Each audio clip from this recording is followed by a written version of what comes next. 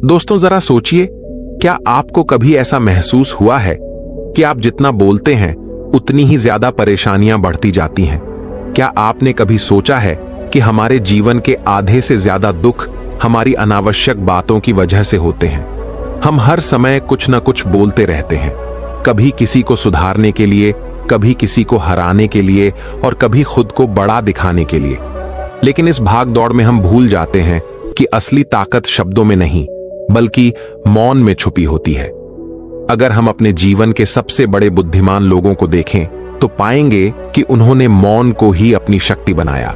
गौतम बुद्ध, महावीर, संत कबीर, इन सभी ने कहा कि अगर तुम अपनी ऊर्जा को बचाना चाहते हो, अगर तुम अपने भीतर की यात्रा करना चाहते हो, तो व्यर्थ की बातों से बचो, क्योंकि जितना तुम बोलोगे उतना ही बाहरी दुनिया में उलझोगे और जितना मौन रखोगे उतना ही अपनी आत्मशक्ति को पहचान पाओगे।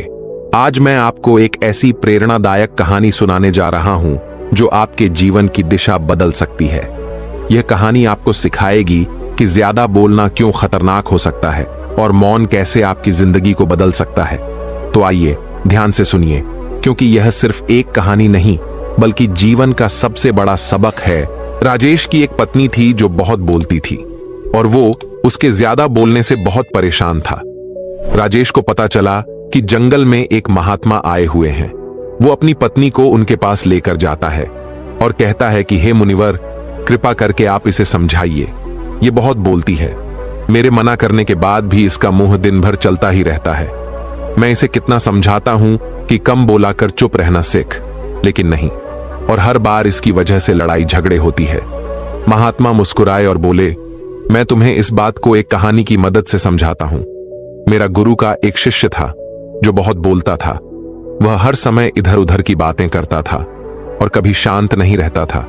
जब वो दान लेने के लिए जाता तो हर घर से एक नई कहानी लेकर आता और आश्रम के दूसरे शिष्यों को सुनाता, और एक शिष्य की दूसरे से बुराई करता, चुगली करता और दूसरों के सामने अच्छा बनने का प्रयास करता और खुद के मुंह से ही खुद की तारीफ करता रहता और हमेशा खुद को गुरु के सामने सबसे बुद्धिमान और उत्तम साबित करने का प्रयास करता। वो खुद को सभी शिष्यों से अलग और श्रेष्ठ मानता था। उसका कहना था कि मैं एक अमीर घर का बालक हूं, अगर मैं चाहता तो एक आरामदायक और सुविधाओं से भरा जीवन जी सकता था, लेकिन मैं वो सब छोड़कर यहां आ गया क्योंकि मुझे खोज करना है, खुद को जानना है, जीवन को जानना है। एक दिन गुरु ने आश्रम के सभी शिष्यों को बुलाकर कहा, आप सभी को अगले 1 महीने के लिए कोई ना कोई संकल्प लेना होगा। इससे आपकी संकल्प शक्ति मजबूत होगी और आप में आत्मशक्ति का संचार होगा। आप सभी अपने सामर्थ्य के अनुसार कोई भी संकल्प ले सकते हैं, और यदि 1 महीने से पूर्व आप में से जिसका भी संकल्प टूट जाएगा तो वह अपनी पुरानी दिनचर्या में वापस आ सकता है। सभी शिष्यों ने अपनी शक्ति के अनुसार संकल्प लिए और गुरु को अपने अपने संकल्प के बारे में बताकर वहां से चले गए। लेकिन वो शिष्य जो खुद को सबसे अलग दिखाना चाहता था, वो सीधे गुरु की कुटिया में पहुंच गया और बोला, मैं कोई छोटा मोटा संकल्प नहीं लेना चाहता, बल्कि खुद की ही जैसे एक और महान संकल्प लेना चाहता हूं। कृपया आप ही बताएं मुझे क्या संकल्प लेना चाहिए। उसकी ये बात सुनकर गुरु मुस्कुराए बोले, क्या तुम मेरे द्वारा दिए गए संकल्प को पूरा कर पाओगे? क्या तुम्हारे लिए उसे पूरा करना संभव होगा? शायद नहीं, वो तुम्हारे लिए संभव नहीं, तुम उसे पूरा नहीं कर पाओगे, इसीलिए तुम खुद ही कोई संकल्प ढूंढो। शिष्य ने कहा, नहीं गुरुदेव, आप जो भी संकल्प मुझे देंगे मैं जरूर उसे पूरा करूंगा। गुरु ने कहा, ठीक है, तो तुम अगले 1 महीने तक चुप रहो, मुंह से एक शब्द भी नहीं निकालो, यही है तुम्हारा संकल्प। शिष्य ने कहा, गुरुदेव, ये भी कोई संकल्प है? ये तो बहुत ही आसान है, आप कोई दूसरा संकल्प दीजिए जो मेरी योग्यता के बराबर हो। गुरु ने कहा, पहले तो तुम इस संकल्प को तो पूरा करके दिखाओ। शिष्य ने गुरु की बात मान ली और वह उसी समय चुप हो गया और पलटकर कुटिया से बाहर चला गया। उसे चुप रहना बहुत आसान लग रहा था। उसने एक दिन तो जैसे तैसे चुप रहकर काट लिया, लेकिन दूसरे दिन से उसके मन में ना बोलने का बोझ बढ़ने लगा और तीसरे दिन उसे भारीपन महसूस होने लगा और चौथे दिन उसके अंदर एक अजीब सी बेचैनी होने लगी। क्योंकि आसपास आश्रम के सभी शिष्य एक दूसरे से बातें कर रहे थे। वह भी अपना पक्ष उनके सामने रखना चाहता था, उनकी बोलती बंद कर देना चाहता था, लेकिन उसका संकल्प उसके सामने आ रहा था। इसीलिए वो पूरे दिन सिर्फ आंखें बनाता। इसी तरीके से कुछ दिन और बीते और वह शिष्य बीमार पड़ गया। उसका सिर फटा जा रहा, उसका खाने पीने तक का मन नहीं था, वो सिर्फ बोलना चाहता था। वह गुरु के पास गया और उनके सामने बैठकर लिखकर उन्हें बताया, गुरुदेव, मैं बोलना चाहता हूं। बिना बोले मुझे सांस नहीं आ रही है, मेरा दम घुटता जा रहा है, मैं अंदर ही अंदर पागल हुआ जा रहा हूं। मैं क्या करूं? संकल्प तोड़ा दूं क्या? ये पढ़कर गुरु मुस्कुराए और बोले, संकल्प तोड़ने के लिए नहीं होते, लेकिन जो अपने संकल्प को पूरा कर लेता है वो अपनी आंतरिक शक्ति को बढ़ाता है, और जो अपनी आंतरिक शक्ति को बढ़ा लेता है वह समाज और जागृति की राह पर आगे बढ़ जाता है। संकल्प का लेना भी तुम्हारे हाथ में था और इसे तोड़ना भी तुम्हारे हाथ में है। तुम्हारे बहुत से भाई अपने संकल्प को तोड़कर अपनी पुरानी दिनचर्या पर वापस आ चुके हैं। अगर तुमसे नहीं हो पा रहा तो तुम भी संकल्प तोड़कर अपनी पुरानी दिनचर्या पर वापस जा सकते हो। लेकिन याद रहे, अगर आज तुम इस छोटे से संकल्प को नहीं संभाल पा रहे तो तुम अपनी बाकी की पूरी जिंदगी को कैसे संभाल सकोगे? बाकी फैसला पूरी तरह से तुम्हारे हाथों में है। गुरु की यह बात उस शिष्य के दिल में चोट कर गई। वह बिना कुछ बोले वहां से वापस चला गया और खुद को अपनी कुटिया में बंद कर वह केवल अपने जरूरी कामों के लिए कुटिया से बाहर निकलता। बाकी सारे समय कुटिया के अंदर ही बैठा रहा। 15 दिन बीत चुके थे और आश्रम के लगभग सभी शिष्यों का संकल्प अब तक टूट चुका था, लेकिन उसका संकल्प अभी भी जारी था। संकल्प लेने के बाद से अब तक उसने एक शब्द भी नहीं बोला। सारा आश्रम हैरान था कि इतना बोलने वाला इंसान चुप कैसे हो सकता है। 15 दिन बीतने के बाद वह दोबारा अपने गुरु के पास गया और लिखकर बताया, हे गुरुदेव, मैं बाहर से तो चुप हूं, लेकिन मेरे भीतर बहुत सी आवाजें हैं, बहुत सी चीख पुकार और शिकायतें हैं। मैं अंदर ही अंदर बात करता रहता हूं। मेरा मन तरह तरह के प्रश्न पूछता है। मैं बाहर से जितना मौन, भीतर से उतने ही शोर शराबे से भरा हूं। क्या इस तरह से मेरा संकल्प अभी भी है? गुरु ने कहा, हां, तुम्हारा संकल्प अभी भी जारी है, लेकिन जब तक लोगों की ये आवाजें तुम्हारे कानों में आती रहेगी, तुम्हारा मन बोलता रहेगा, क्योंकि इसे तो आदत है। तुम भले ही बाहर से चुप रहो, लेकिन तुम अंदर ही अंदर बोलते रहोगे। तुम्हें इन बातों से, इन आवाजों से दूर जाना चाहिए। शिष्य गुरु को प्रणाम कर वहां से चला जाता है और सुबह होते ही अपनी कुटिया को छोड़कर जंगल की तरफ चला जाता है। कई दिन बीत जाते, संकल्प का समय भी पूरा हो जाता है, लेकिन शिष्य लौट कर नहीं आया। आश्रम में सभी को डर था कि कहीं जंगली जानवर ने उसे खा ना लिया हो। इस बीच उसे ढूंढने की बहुत कोशिश की गई, लेकिन वह कहीं नहीं मिला। गुरु भाइयों ने मान लिया था कि जंगली जानवरों ने उसको अपना शिकार बना लिया होगा, लेकिन गुरु को ऐसा नहीं लगता था। एक दिन आश्रम का एक अन्य शिष्य गुरु के पास आया और बोला, गुरुदेव, हमारे उस अधिक बोलने वाले भाई के साथ क्या हुआ होगा? क्या जानवर ने उसे मार दिया होगा? गुरु ने कहा, हो सकता है कि जानवरों ने उसे अपना शिकार बना लिया हो, लेकिन उसके ना लौटने की एक दूसरी वजह भी हो सकती है। शायद उसे वह मिल गया है जिसके लिए वह गया था।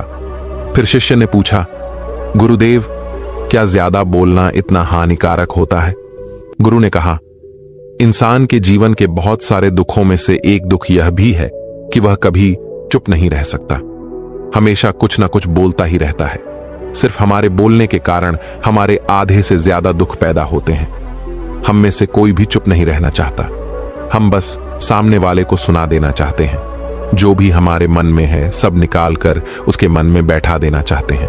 उसे समझा देना चाहते हैं कि देख, तू गलत है और मैं सही। इस तरीके से सुनने और सुनाने का यह काम जिंदगी भर चलता रहता है, लेकिन इस नासमझी में हम अपना समय, अपना जीवन, अपनी समझ और सबसे महत्वपूर्ण अपनी कीमती पल जो जिए जा सकते हैं, जिनको अनुभव किया जा सकता है, जिनमें आनंद को प्राप्त किया जा सकता है, ये सब खो देते हैं। लेकिन इसके बदले हमें मिलता क्या है? कुछ नहीं, सब व्यर्थ और बर्बाद हो जाता है। शिष्य ने पूछा, तो फिर इसका समाधान क्या है? गुरु ने कहा, पूरी जागरूकता के साथ अपने विचारों को देखना, यही एकमात्र तरीका है। सारी मानसिक समस्याओं का वर्तमान में रहकर चिंतन करना, पूरी जागरूकता के साथ अपना काम करना जिंदगी में चमत्कारिक बदलाव ला देता है। उसके बाद वो शिष्य गुरु से अपने प्रश्नों का उत्तर पाकर उनको प्रणाम करके वहां से चला गया। उस शिष्य को आश्रम छोड़कर गए 3 महीने का समय बीत चुका था, लेकिन उसकी कोई खबर नहीं। अब तक तो सभी गुरु भाइयों ने भी उसके वापस लौटने की उम्मीद छोड़ दी थी, लेकिन एक दिन वह आश्रम लौट आता है। लेकिन अब वह नहीं था जो यहां से गया था, वह कुछ और ही बनकर वापस आया था। उसके अंदर एक गजब का बदलाव महसूस किया जा सकता था। उसके चेहरे पर एक गजब का ठहराव और आंखों में बड़ी शांति थी। आश्रम में आते ही सभी गुरु भाइयों ने उसे चारों तरफ से घेर लिया और बातें करने लग गए। वह भी अपने गुरु भाइयों से बातें करने लगा। उससे बात करने वाले सभी ने यह अनुभव किया कि अब वह पहले जैसा उतावला और बातूनी नहीं रह गया था। उसके मुंह से एक एक शब्द बहुत ही सुलझे हुए और मधुरता के साथ निकल रहे थे। थोड़ी देर तक गुरु भाइयों से बात करने के बाद वह सीधा गुरु की तरफ चला गया। उसने गुरु के चरण छुए और कहा, गुरुदेव, क्या मैं अब भी मौन हूं? क्या अब भी मेरा संकल्प जारी है? गुरु ने कुछ देर तक शिष्य की आंखों में बड़े ध्यान से देखा और कहा, हां, तुम अब भी मौन हो। तुम्हारे मुंह से एक भी शब्द निकल नहीं रहा और तुम्हारा संकल्प अभी भी जारी है। शिष्य ने कहा, गुरुदेव, जब मैं आश्रम से गया तो मैं मुंह से तो चुप था, लेकिन मेरे अंदर बहुत सी आवाजें थीं, मन में बहुत से प्रश्न थे और वह बंद नहीं हो रहे थे। तो मैं जंगल में चला गया इस उम्मीद से कि वहां मुझे शांति मिलेगी और मेरे मन की बकबक कम हो जाएगी। लेकिन मैं जितना एकांत में जाता गया, मेरे अंदर की आवाज उतनी ही तेज होती गई। मेरे भीतर की पुरानी से पुरानी आवाज मुझे सुनाई देने लगी। तब जाकर मैंने महसूस किया कि मैं कितना गलत कर रहा था। जब मैं अपने परिवार वालों को, दोस्तों को और गुरु भाइयों को बुरा भला कहता था, तो उस समय मुझे लगता था कि मैं सही कह रहा हूं। जब मैं गुरु भाइयों की एक दूसरे से चुगली करता था और उनका मजाक बनाता, तब भी मुझे यही लगता था कि मैं उनसे बेहतर हूं और मैं सही कर रहा हूं।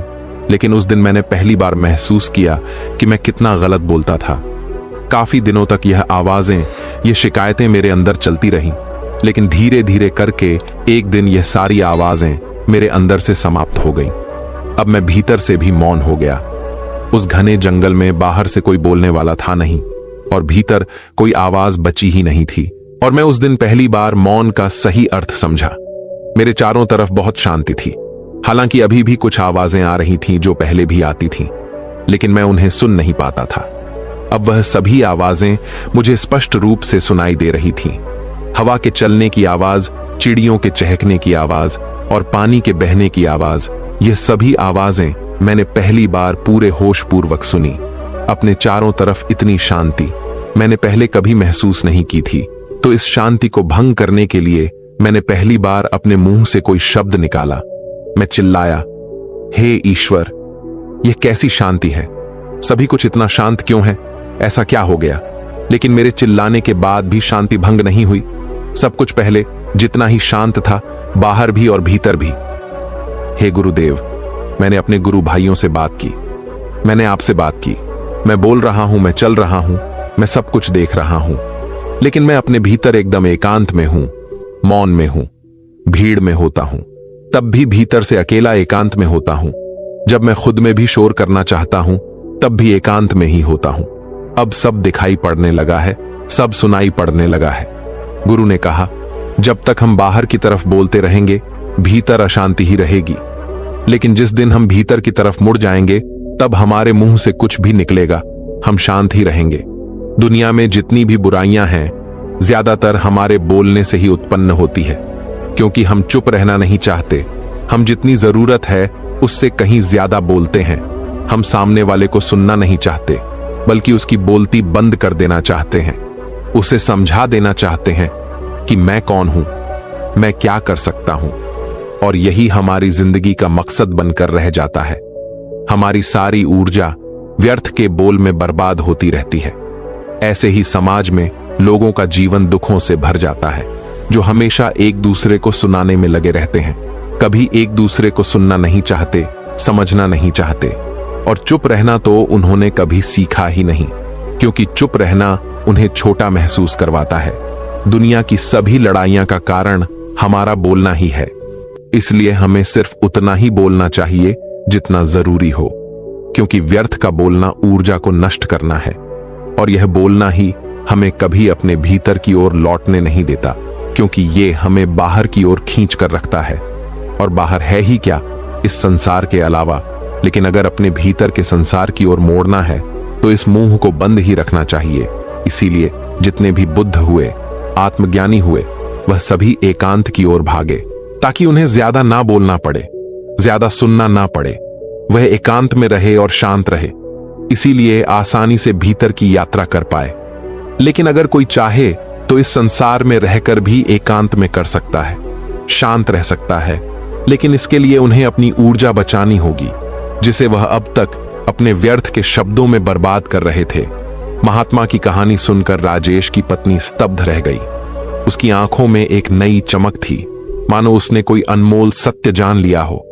उसने पहली बार महसूस किया कि वह कितना बोलती है, और यह बोलना न सिर्फ दूसरों के लिए बल्कि खुद के लिए भी कितनी बड़ी परेशानी बन चुका था।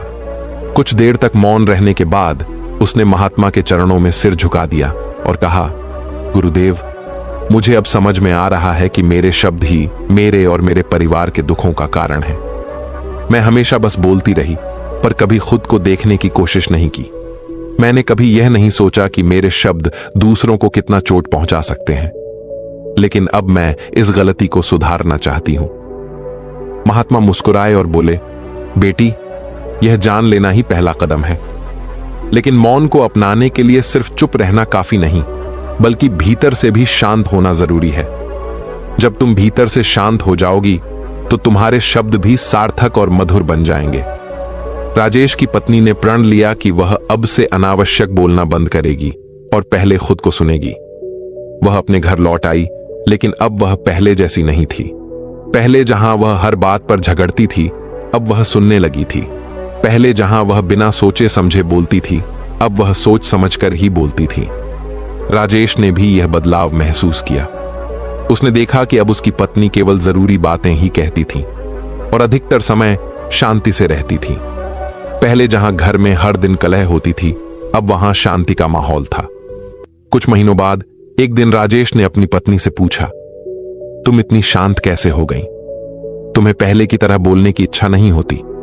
पत्नी मुस्कुराई और बोली, पहले मुझे लगता था कि मैं जितना बोलूंगी उतना सही साबित होऊंगी, लेकिन अब समझ आया कि जब मैं चुप रहती हूं और ध्यान से सुनती हूं तो मैं और भी ज्यादा समझदार बनती हूं। मौन ने मुझे सुकून दिया है और अब मुझे पहले जैसी बेचैनी नहीं होती।